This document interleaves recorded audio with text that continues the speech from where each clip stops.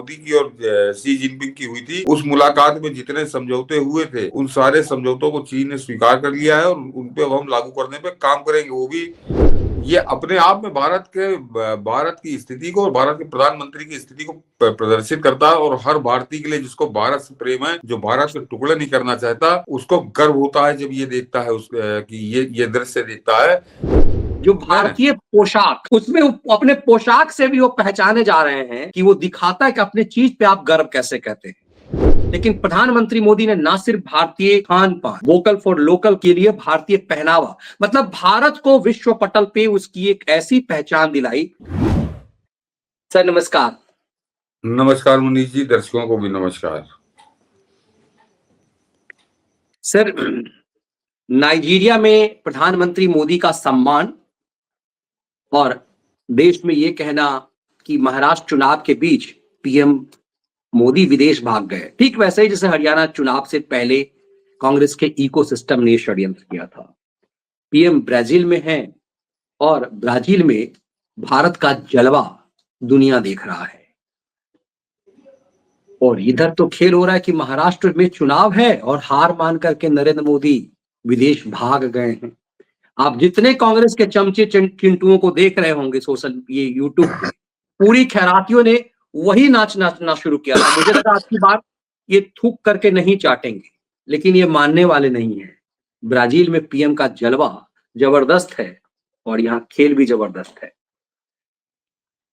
देखिए, ये हमेशा प्रधानमंत्री मोदी के विदेशी दौरों पर ये हमेशा उंगली उठाते रहे। जब से वो प्रधानमंत्री बने हैं तब से ये, जब प्रधानमंत्री मोदी बाहर जाते हैं तो ये कुछ ना कुछ अनर्गल, अश्लील, अराजक बयानबाजी ये करते हैं।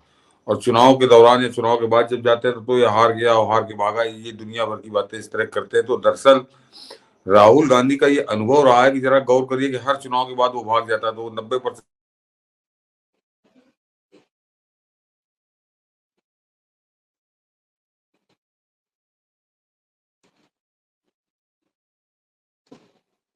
सतीश जी का ऑडियो थोड़ा रुक गया है, देखते हैं कि जी। राहुल गांधी का ये लगातार एक तरह उसकी रेगुलर प्रैक्टिस है कि वो चुनाव से हारता है और यहाँ से भागता है वो। तो लेकिन आज प्रधानमंत्री मोदी का जो ब्राजील में जलवे की हम लोग बात कर रहे हैं, तो मनीष जी, जो ग्रुप फोटोग्राफ होती है, जो वहां पे ये G20 दुनिया के 20 सर्वाधिक शक्तिशाली देशों को समूह है, और उस ग्रुप फोटोग्राफ में स्थान भी जो है अपने हिसाब से दिया जाता है। नहीं कोई स्कूली बच्चों का नहीं कि लड़ झगड़ के खड़ा हो जाए। और प्रधानमंत्री मोदी को उसमें क्या स्थान मिला हो, जरा वीडियो दिखा दीजिए, फोटो दिखा दीजिएगा, कि इससे आप अनुमान लगा सकते हैं कि वैश्विक मंच पर भारत की स्थिति क्या है। प्रधानमंत्री मोदी कहाँ खड़े हैं और किस अंदाज में खड़े हैं, ये बता रहा है कि प्रधानमंत्री मोदी का वहां पर क्या सम्मान है और भारत का क्या सम्मान है, भारत की क्या स्थिति उन्होंने पिछले 10 सालों के अंदर उन्होंने कर दी है। तो आज वहां पर एक तरह से लीडर है, उस ग्रुप को लीडर बनकर वहां पर उभरे हैं। और ये फोटो, ये वीडियो आपको बिल्कुल एकदम क्लियर दिखा रहा है कि प्रधानमंत्री मोदी का ब्राजील में कैसा स्वागत विश्व बिरादरी ने किया है, जिसमें सब शामिल हैं। तो अब ये यहाँ पे हार के भागा और डर के भागा है, तो ये पागलों की जोड़ी है, जो जमात है, इस तरह की बात करती है। और इसके अलावा फिर बहुत फोटो में बहुत ज्यादा हो जाती कि उसके अंदर जितने भी वहां पर महत्वपूर्ण नेता हैं, वो सबने अलग अलग मीटिंग जो है प्रधानमंत्री मोदी से करी है। इवन देन वो जो बुड्ढा आया था बाइडन, वो बाइडन इस ग्रुप फोटोग्राफ में आकर वो नहीं खड़ा हुआ, संभवतः उसकी ईगो हर्ट हो जाती, क्योंकि उसका स्थान यहाँ पे होता ना, कोई बड़ा ऐसी जगह खड़ा कराया जाता उसको, तो वो इस ग्रुप फोटोग्राफ में तो शामिल नहीं हुआ। लेकिन प्रधानमंत्री मोदी के साथ उसने अलग से मुलाकात की और बड़े विनीत भाव में उनसे मिल रहा है, चाहे वो इटली की जॉर्जिया मेलोनी हो या ब्रिटेन के प्राइम मिनिस्टर हो। जितने प्राइम मिनिस्टर थे, ब्राजील वाला तो जिस तरह से उसने स्वागत किया है वहां पर, तो ये चाइना ऐसे ही वाले को भी नहीं। देखिए, चाइना वाला भी दूर साइड में है। मैं बताता रहा हूँ, सबसे आगे और सेंटर में है, बिल्कुल सेंटर में ब्राजील वाला के बगल में है। तो अपने आप में भारत की ताकत और प्रधानमंत्री मोदी के जो कूटनीति पे उन्होंने अब तक पूरी 10.5 साल से जो पारी उन्होंने खेली है, उसका एक परिणाम मैं वही कर रहा हूँ। कोई स्कूल की फोटोग्राफ नहीं कि आप कहीं किसी से कह सुनकर इस तरह का अपना वो बना ले गए। प्रधानमंत्री नरेंद्र जी। तो अपने आप में चीन वगैरह सब इसमें खड़े हैं। तो प्रधानमंत्री मोदी का ये स्वागत ये बता रहा है कि क्या जलवा है भारत का और क्या जलवा है भारत के प्रधानमंत्री का। और इसी के साथ मनीष जी वहां पर आज एक दूसरी खबर भी आई थी, कल ही आ गई थी रात में, कि जिस समय मोदी ब्राजील में पहुंचे थे, ब्राजील के अंदर थे, उस समय चीन ने एक स्टेटमेंट जारी किया कि जो पिछली मुलाकात मोदी की और शी जिनपिंग की हुई थी, उस मुलाकात में जितने समझौते हुए थे उन सारे समझौतों को चीन ने स्वीकार कर लिया है और उन पे अब हम लागू करने पे काम करेंगे। वो भी एक बहुत महत्वपूर्ण खबर थी कि ये चीन ने भारत की तरफ से कोई दबाव नहीं था, लेकिन चीन का स्वतः बयान आया है। और उसके बाद आज जयशंकर और चीन के प्रधानमंत्री की मुलाकात हुई है उसी ब्राजील के अंदर, और उस पर उन्होंने एक तरह से पूरा खाका खींचा है कि हम आगे किस तरह से वो जो समझौता शी जिनपिंग और मोदी के बीच हुआ था उसको जमीन पर कैसे इम्प्लीमेंट किया जाए, कितने समय में किया जाए, क्या उसके निटी ग्रिटी होगी, उस पर उन्होंने बात की है। तो अपने आप में ये यहाँ देख लीजिए, और ये सारी मीडिया यही कह रही है कि भारत की बड़ी कूटनीति जीत, मोदी शी के बीच बनी आम सहमति को लागू करने को चीन हुआ तैयार। और ये तो इसने तो आगे चला गया ये कि चीन की निकली हेगड़ी और भारत के साथ मुद्दों पर बनी सहमति को लागू करने के लिए तैयार। तो ये बड़ी जीतें हैं। ये हमारे यहाँ क्या कहूँ इन खैरातियों को कि इनके पास ये खबरें नहीं रहती है, ये इन खबरों को दिखाना नहीं चाहते, और विपक्ष तो पूरी तरह से दिमागी रूप से दिवालिया हो चुका है।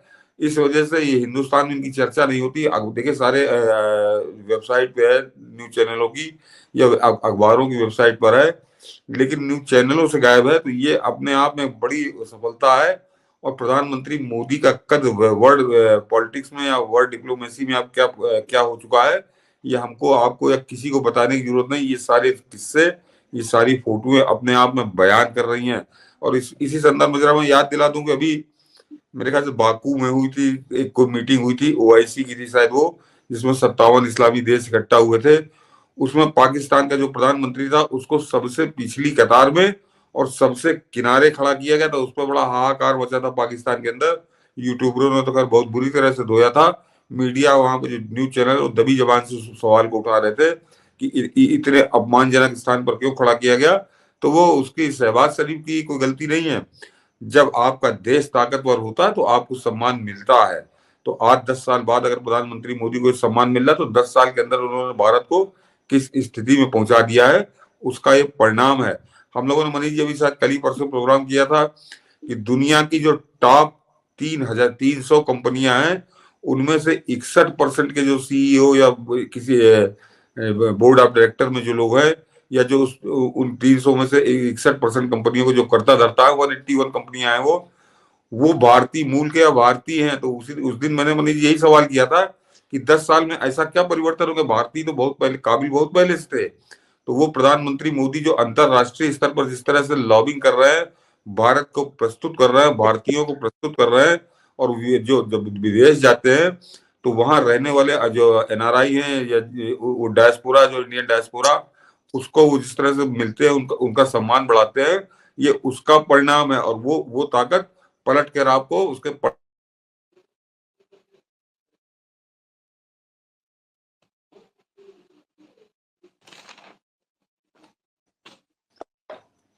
जी, ये ऑडियो अपने ब्रेक आप हो गया था। हाँ, ये अपने आप में भारत की स्थिति को और भारत के प्रधानमंत्री की स्थिति को प्रदर्शित करता है। और हर भारतीय के लिए जिसको भारत से प्रेम है, जो भारत के टुकड़े नहीं करना चाहता, उसको गर्व होता है जब ये देखता है कि ये दृश्य देखता है कि भारत से हजारों किलोमीटर दूर दुनिया के 20 सबसे शक्तिशाली देशों के बीच भारत के प्रधानमंत्री किस स्थिति में है। बिल्कुल। और ये देखिए, ये बहुत अच्छी बात कही, जब आपका एक देश का ये क्लासरूम का नहीं, तो स्कूल की फोटो हो रही थी, हम प्रिंसिपल के बगल में हम खड़े होंगे तो बचपन में लोग जो है सबसे पहले जाकर के 15 मिनट पहले वो प्रिंसिपल की कुर्सी के बगल में खड़े हो गए कि भाई फोटो जब होएगा तब देखा जाएगा कि नहीं भाई स्कूल में प्रिंसिपल का बगल में ही खड़ा होता था। बचपन में इस तरह की तस्वीरें जो है स्कूल में लोग खिंचवाते समय ये ड्रामा होता था। ये ड्रामा, आपने बहुत अच्छी बात कही कि ये ड्रामा ये उस ढंग की ड्रामेटिक नहीं है। और पीएम मोदी ने जो बदला है वो ये कि वाजपेयी जी भी वो नहीं बदल पाए। जो भारतीय पोशाक, उसमें अपने पोशाक से भी वो पहचाने जा रहे हैं कि वो दिखाता है कि अपने चीज पे आप गर्व कैसे कहते हैं। वोकल फॉर लोकल का जो उनका नारा है वो कैसे है। एक बार अटल जी ने जब यूएन में हिंदी में भाषण दिया था तो हम लोग अक्सर जपते थे कि यूएन में जाकर अटल जी ने हिंदी में भाषण दिया। एक बार सुषमा जी बोल गई तो लेकिन प्रधानमंत्री मोदी ने ना सिर्फ भारतीय खान पान, वोकल फॉर लोकल की के लिए भारतीय पहनावा, मतलब भारत को विश्व पटल पे उसकी एक ऐसी पहचान दिलाई जिसकी चर्चा नहीं। मगर सबसे दुखद ये है सर कि इन चुट्टों की जो चंडाल चौकड़ी है वो ऐसा नैरेटिव बनाती है, मतलब पत्रकारिता का पता नहीं ऐसी की तैसी कर दिया है। महाराष्ट्र चुनाव के बीच विदेश भागा मोदी, इन लोगों के ऊपर मतलब कुछ होगा कभी या नहीं होगा, इनका कोई अपना चरित्र, ये नैतिक अपना चारित्रिक पतन कभी देख पाते होंगे नहीं कि अपने देश के प्रधानमंत्री के लिए ऐसी भाषा और इस तरह हाँ का नैरेटिव करना। हाँ मनीष जी, देखिए उसकी वजह है कि ये अटल जी की 6 साल की सरकार इन्होंने देखी है और ऐसे नंगनाच ये किया करते थे। तो दरअसल अटल जी और नरेंद्र मोदी में जमीन आसमान का फर्क है। वो 182 लेकर आए थे, 282 पहली बार में लेके आए थे। ये पहला फर्क तो ये है। उसके बाद दोबारा वो और ज्यादा बहुमत से जीत गया और अब की भी उनका गठबंधन तीसरी बार बहुमत में है। भाजपा का बहुमत नहीं हो पाया, लेकिन गठबंधन जो पूर्व चुनाव के पूर्व गठबंधन बना था उसको बहुमत है। तो पहला तो अटल जी के साथ नरेंद्र मोदी की तुलना नहीं की जा सकती और वो करनी भी नहीं चाहिए। लेकिन ये क्योंकि इनको इनकी आदत पड़ी हुई है, 6 साल इन्होंने उसी तरह से मलाई चाटी थी, कुछ ज्यादा चाटी थी जो प्रधानमंत्री मोदी के समय में इनको नसीब नहीं हो रही। तो ये इनकी आदत अटल जी के समय की पड़ी हुई है। और अटल जी केवल एक तो 182 थे, तो वो बाहर तो बाहर इनसे विरोधियों से तो लड़ ही रहे थे। वो अपने अंदर भी कैसे लड़ रहे थे फिर वो अलग बात हो जाएगी, उसको हम लोग आज बहक जाएंगे। लेकिन आप इसीलिए जो प्रधानमंत्री मोदी को बड़ी आलोचना की तरह बताते हैं कि कंट्रोल एक आदमी का कंट्रोल, एक ही आदमी का कंट्रोल होना चाहिए। जिस समय अटल जी के समय में मैंने देखा कि कम से कम आधा दर्जन लोगों को कंट्रोल चलता था और ये कुत्ते आके हांडी चाटते थे। वो हांडी इनको कुत्तों को हांडी चाटने को नहीं मिल रही, क्योंकि एक आदमी का कंट्रोल है, एक आदमी हम्म। हांडी वाली कर रहा है। तो इनकी तिलमिलाहट बिलबिलाहट ये है, तो ये कोई ना कोई मौका इस तरह का ढूंढते हैं कि कैसे मोदी को गाली ये बके। तो आज मैंने कहा जिस ब्राजील के जो दृश्य है उसको वहां पे मनीष जी जो बातें होनी वो कोई नहीं जानता, जितना बताया जाएगा उतना होगा। लेकिन जो आपको आंखों से दिखाई दे रहा है उस पर प्रत्येक भारतीय को गर्व होना चाहिए। तो ये बता रहे हैं कि मोदी भागा, तो सोच लीजिए, मैं इनको कह रहा हूँ, कुत्ता तो फिर भी वफादार होता, पाला जाता है। ये बिल्कुल उससे सही। उससे गिरे हुए कोई जानवर है ये। उससे गिरे हुए जानवर हैं।